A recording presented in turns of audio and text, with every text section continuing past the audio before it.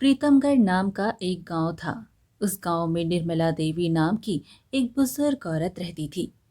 निर्मला देवी के पति का सालों पहले स्वर्गवास हो गया था। उनका एक बेटा था केशव। केशव एक सीधा सादा, नेक दिल और माँ का आज्ञाकारी बेटा था। वहीं निर्मला देवी थोड़ी कठोर स्वभाव की थी। निर्मला देवी की एक बहू भी थी, यानी कि केशव की पत्नी सुजाता। सुजाता के ऊंचे सपने थे। वो पढ़ना चाहती थी, किंतु निर्मला देवी को सुजाता का पढ़ना बिल्कुल भी पसंद नहीं था। निर्मला देवी अपनी बहू सुजाता को अक्सर सुनाती, घर की बहुओं को चूल्हा चौका करना ही शोभा देता है, और इसे देखो, काम से जी चुराने के लिए जब देखो किताबें लेकर बैठ जाती है। पता नहीं पढ़कर क्या करना है। घर चलाने के लिए पढ़ने की क्या जरूरत है। निर्मला देवी की आंखें खोलते ही अपना हुक्म जारी कर देती। सुजाता बहू, गोबर के उपले भी बना लेना, कल खत्म हो गए। और हाँ, पिछली बार की तरह धूप में अधपक्के ना छोड़ देना, नहीं तो जलेंगे नहीं। और दोपहर से पहले आंगन साफ हो जाना चाहिए। गांव की औरतें आने वाली हैं, घर चमकना चाहिए। सुजाता चुपचाप सिर हिलाकर काम में लग जाती। उसके मन में किताबों के पन्ने फड़फड़ाती, लेकिन हाथ में झाड़ू और बाल्टी होती।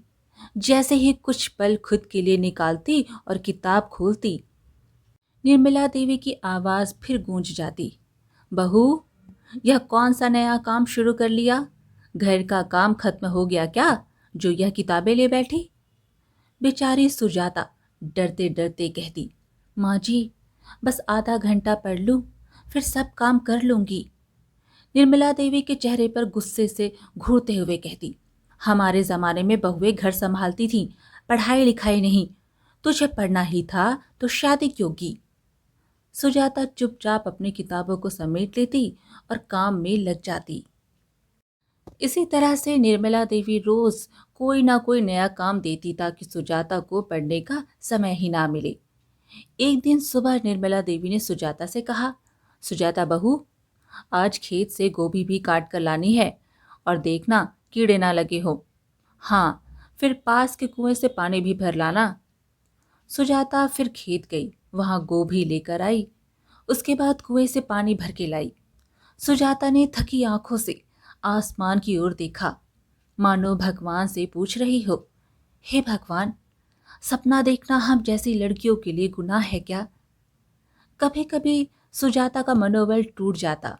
वह हार कर रोने लगती, पर अगले ही पल खुद को संभाल लेती और खुद से कहती, चाहे जितनी भी मुश्किलें क्यों ना आए, मैं नहीं हारूंगी। और सुजाता पूरी रात जग कर पढ़ाई की।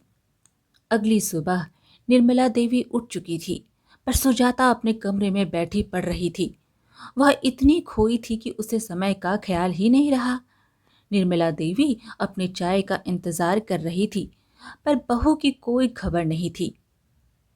निर्मला देवी ने जोर से चिल्लाकर कहा, सूरज निकल आया और अभी तक मुझे चाय नहीं मिली। सुजाता, तू कर क्या रही है? सुजाता आवाज सुनी तो समय देखा तो चौंक गई। वो भागती हुई कमरे के बाहर आई और बोली, माफ कीजिए माँ जी, अभी चाय लाती हूँ। निर्मला देवी ने गुस्से से कहा, तू फिर से किताबें लेकर बैठी थी? किस जमाने की बहू है तू? किताबों से कोई घर चलता है क्या? शादी करके आई है या पढ़ाई की पाठशाला चलाने? बहू हो, बहू की तरह रह। जो औरत किताबों में मग्न रहती है वो घर नहीं संभाल सकती। मेरे सामने यह पढ़ने की नौटंकी मत कर। अगर पढ़ना ही था तो मायके में बैठी रहती, यहाँ ब्याह कर क्यों आई? घर में अभी तक चूल्हा नहीं जला है और तू यहाँ किताबें हाथ में लिए बैठी है। शर्म नहीं आती? तभी केशव उठकर आता है।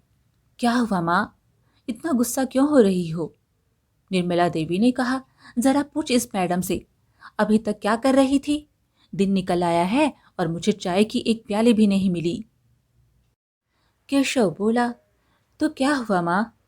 सुजाता पढ़ रही होगी, थोड़ी देर हो सकती है ना? तुम थोड़ा शांत हो जाओ, इतना गुस्सा तुम्हारी सेहत के लिए अच्छा नहीं है। अभी चाय लाता हूं मैं, निर्मला देवी बोली, हाँ हाँ, तू तो अपनी बीवी की तरफदारी ही करेगा ना। अब मेरा क्या काम इस घर में। इतना कहकर गुस्से से निर्मला देवी अपने कमरे में चली गई। थोड़ी देर बाद केशव भी नाश्ता कर अपने खेत पर चला गया। सुजाता भी घर का सारा काम खत्म कर अपने कमरे में जा ही रही थी कि तभी निर्मला देवी उसे आवाज लगाती है। अरे सुजाता बहू, गायों को चारा डालना, फिर कुएं से 2 घड़े पानी भी भर लाना, और आज सारे अनाजों को धूप में डाल देना, वरना कीड़े लग जाएंगे, समझ गई? और जब तक यह सब काम पूरा ना हो, कोई किताब हाथ में मत लेना। और हाँ, कल सुबह सूरज निकलने से पहले गोबर के उपले बना लेना। सुजाता अपनी सास से कुछ कहना चाहती थी, पर जुबान साथ नहीं देती थी। उसका दिल बस यही सोचता था, क्या मेरे सपने सचमुच इतने छोटे हैं कि घर के कामों से दब जाएं? दिन भर काम करने के बाद रात को सुजाता अपने कमरे में गई। उसने जैसे ही किताब खोला, उसे रोना आ गया। उसका शरीर थक के चूर हो गया था। वह कमर और पीठ की दर्द की वजह से बैठ नहीं पाई। वह खुद को रोने से रोक नहीं पाई और रोते हुए खुद से कहने लगी, शायद इस जन्म में मैं अपने सपने पूरे नहीं कर पाऊंगी। मेरी जिंदगी इन चूल्हे चौकों में ही सिमट के रह जाएगी। जब केशव कमरे में आया, उसने देखा सुजाता रो रही है। वो उसके पास गया और पूछने लगा, क्या हुआ सुजाता, तुम ऐसे रो क्यों रही हो? माँ ने कुछ कहा क्या? सुजाता ने खुद को संभालने की कोशिश की, पर उसका दर्द अब रुकने वाला नहीं था। आंसू रुके नहीं और वह फूट फूट कर रो पड़ी और कहने लगी, मैं अपने सपने पूरे करना चाहती थी, मुझे पढ़ना है। केशव बोला, हाँ सुजाता, मुझे पता है। क्या तुम्हें किताबों की ज़रूरत है? मैं ला दूंगा, पर रो क्यों रही हो? सुजाता ने कहा, मैं बहुत थक जाती हूँ। दिन भर की काम की वजह से मुझे वक्त नहीं मिलता। माँ जी रोज़ नया काम दे देती हैं ताकि मैं पढ़ ही ना सकूं। शरीर से तो थक गई हूँ और अब मन से भी टूट गई हूँ। केशव बोला, सुजाता, क्या तुम दिन भर काम ही करती हो?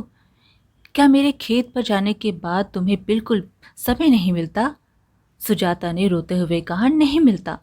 शायद मेरा सपना सपना ही रह जाएगा। शायद मैं उस जमाने में पैदा ही नहीं हुई जहां लड़की पढ़कर कुछ बन सके। कहते हैं कि औरत ही औरत की दुश्मन होती है, और आज मैं इस कहावत को सच होते देख रही हूँ। केशव स्तब्ध रह गया। सुजाता ने आंखें पोंछते हुए कहा, मैंने तो सोचा था कि शादी के बाद भी अपने सपने को जिंदा रख पाऊंगी, लेकिन माँ जी ने उन्होंने तो जैसे मेरा सपना एक बोझ समझ लिया है। कोई भी चीज़ हो, काम पहले मेरा नाम होता है। पढ़ने बैठूं तो ताना, सांस लूं तो भी गुनाह। केशव कुछ बोलना चाहता था, लेकिन सुजाता आज रुकने वाली नहीं थी। उसकी चुप्पी आज लावा बनकर फूट रही थी। वो बोलती जा रही थी, मेरी किताबें, मेरी रातें, मेरी आंखों का हर सपना, सब अब मुझे बोझ लगने लगा है। क्या सच में एक लड़की का सपना बस शादी तक ही होता है? क्या मैं सिर्फ रोटियां सेकने और झाड़ू पकड़ने के लिए पैदा हुई थी? मैं हार गई। अब मुझसे नहीं होगा। मेरा सपना शायद सपना ही रह जाएगा। केशव ने कहा, ऐसा मत बोलो सुजाता। मैंने तुमसे शादी सिर्फ इसलिए नहीं की थी कि तुम रोटियां बनाओ, घर का काम संभाले या मेरी माँ की सेवा करो। मैंने तुमसे शादी इसलिए की थी कि तुम मेरी जिंदगी के साथी बनो। उस दिन 7 फेरे लेते वक्त मैंने वचन लिया था कि तुम्हारे हर सपनों में तुम्हारा साथ दूंगा। तब ये तो नहीं कहा था कि सपने सिर्फ मेरे होंगे और तुम बस घर संभालोगी। और जब तक मैं जिंदा हूँ, कोई भी तुमसे तुम्हारा सपना छीन नहीं सकता, चाहे हालात हो या लोग। मैं तुमसे वादा करता हूँ, अब एक भी दिन ऐसा नहीं जाएगा जब तुम खुद को अकेला महसूस करोगी। अगर तुम्हें पढ़ाई करनी है तो मैं घर का हर काम करूँगा, माँ को भी समझाऊंगा। सुजाता ने रोते हुए पूछा, लेकिन क्या माँ जी मानेंगी? केशव बोला, अगर वह मेरी माँ है तो एक दिन ज़रूर मानेंगी, और अगर उन्हें मेरी खुशी चाहिए तो उन्हें तुम्हारा सपना भी अपनाना होगा, क्योंकि अब यह सिर्फ तुम्हारा नहीं हमारा सपना है। उस रात सुजाता की उम्मीद फिर से जागी। केशव का साथ पाकर जैसे उसे नई ताकत मिल गई। उसने फिर से अपनी किताब उठाई। अगली सुबह हुई। केशव आज जल्दी उठ गया था, लेकिन इस बार खेत की ओर नहीं गया। वह सीधा अपनी माँ के पास आ बैठा। निर्मला देवी ने देखा तो पूछा, आज खेत नहीं जाना क्या? केशव कुछ पल चुप रहा, फिर बहुत शांति से बोला, माँ, एक बात कहनी है। निर्मला देवी ने नजर उठाई और कहा, बोल। केशव ने कहा, माँ, आप सुजाता को पढ़ने क्यों नहीं देती हो? घर का हर काम उसी से करवाती है। क्या बहू होना कोई सजा है? निर्मला देवी आश्चर्य से बेटे को देखते हुए बोली, केशव, तू मुझसे ऊंची आवाज में बात कर रहा है अपनी बीवी के लिए? केशव ने नरमी से लेकिन दृढ़ता से कहा, नहीं माँ, मैं अपनी पत्नी के हक के लिए बात कर रहा हूँ। सुजाता कोई काम नहीं टालती, दिन भर लगी रहती है, फिर भी आप उसे ताना देती हैं। वो पढ़ना चाहती है, कुछ बनना चाहती है, तो इसमें क्या बुराई है? इतना सुनते ही निर्मला देवी का चेहरा गुस्से से लाल हो गया। वो बोली, तो क्या अब मैं काम करूंगी? मेरी उम्र देखी है? और यह बहू पढ़ लिख कर क्या करेगी? अफसर बनेगी क्या? केशव बोला, अगर आप काम नहीं कर सकती तो मैं करूँगा। सुजाता पढ़ेगी, मैं खेत भी देख लूँगा, घर का काम भी कर लूँगा, लेकिन मैं उसे उसके सपनों से दूर नहीं होने दूंगा। निर्मला देवी चुप रही। उन्हें यकीन नहीं हुआ कि उनका सीधा साधा बेटा आज उनके सामने खड़ा हो गया। केशव ने धीरे धीरे कहा, सुजाता कल रात बहुत रोई माँ, वो टूट गई थी। उसने मुझसे कहा कि शायद औरत ही औरत की दुश्मन होती है। निर्मला देवी चौंकी। क्या ऐसा बोली बहू? केशव बोला, क्यों ना बोले माँ, आपने कभी उसकी आंखों में झांका है? वो कितना थकती है, फिर भी एक आवाज पर दौड़ती है। क्या हर लड़की का सपना बस घर के चूल्हे में जल जाना होता है? क्या जो बहू बन जाए उसके पास अपने ख्वाब नहीं रह जाते? निर्मला देवी की आंखें थोड़ी नरम पड़ी। केशव ने फिर कहा, माँ, जब पिताजी नहीं रहे थे तब हम दोनों ने मिलकर कितना कुछ संभाला था ना। आप सुबह उठती, चूल्हा जलाती, मैं खेत जाता, फिर लौटकर घर का आकर काम भी करता। निर्मला देवी की आंखों में वो पुरानी यादें उतर आई। सिर हिलाकर बोली, हाँ बेटा, बहुत कुछ झेला हमने। तू तो बचपन से ही समझदार रहा। केशव बोला, माँ, जैसे हमने मिलकर घर चलाया था, वैसे ही अब मैं चाहता हूँ कि हम दोनों मिलकर सुजाता को उसके सपने पूरे करने दें। निर्मला देवी ने पूछा, क्या सपना है उसका? पढ़ लिख कर क्या करेगी बहू? केशव ने कहा, उसने अफसर बनने का सपना देखा है, किताबों से लगाव है उसे। औरत हो या मर्द, सपना किसी का छोटा नहीं होता। शादी कोई सजा नहीं होती कि वो अपने सपनों का अपने हाथों से गला घोट दे। निर्मला देवी कुछ नहीं बोली, सिर्फ सुनती रही। फिर केशव ने आगे कहा, माँ, आप कहती हैं बहू को घर चलाना चाहिए, मैं मानता हूँ, लेकिन हम भी तो कुछ कर सकते हैं। क्या सुजाता को एक मौका देने से हमारा घर टूट जाएगा? नहीं माँ, यह घर और मजबूत होगा अगर हम उसके साथ खड़े रहेंगे। अब निर्मला देवी की आंखें भर आईं। पहली बार उन्होंने अपने बेटे की बातों में वह गहराई देखी जो शायद पहले कभी नजर नहीं आई थी। वो सच में डूब गई। केशव ने बात आगे बढ़ाई, माँ, अगर आप चाहे तो सुजाता कल भी बर्तन धोएगी और खेतों में मिट्टी उठाएगी, लेकिन अगर आप उसकी आंखों की चमक देखना चाहती हैं तो उसे पढ़ने दीजिए। एक दिन वह अफसर बनेगी और लोग कहेंगे, निर्मला देवी की बहू ने नाम रोशन किया। क्या आप वह दिन नहीं देखना चाहेंगी? निर्मला देवी ने कहा, ठीक है बेटा, तू कहता है तो मैं कोशिश करूंगी, बहू को उसके सपने पूरे करने दूंगी। पर बेटा, तू वादा कर, तू मुझसे कभी गुस्सा नहीं होगा, तू मेरे साथ खड़ा रहेगा। केशव ने माँ के हाथ को दोनों हाथों से पकड़ा और मुस्कुरा कर बोला, माँ, आखिरी सांस तक आपका सहारा बना रहूँगा, और सुजाता भी।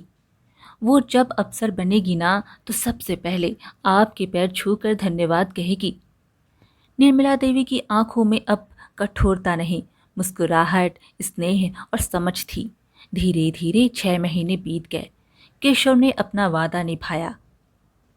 घर के काम, खेत की देखभाल के बीच वह सुजाता के साथ हर कदम पर खड़ा रहा। निर्मला देवी अब सुजाता के साथ काम में हाथ बटाने लगी थी।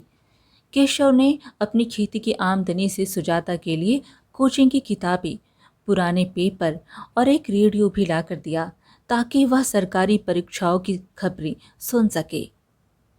आखिर 2 महीने बाद परीक्षा का दिन आ ही गया। सुजाता और केशव अपनी माँ का आशीर्वाद लेकर शहर के लिए निकले। सुजाता ने परीक्षा दिया और वे दोनों वापस आ गए। अब परीक्षा के परिणाम का इंतजार था।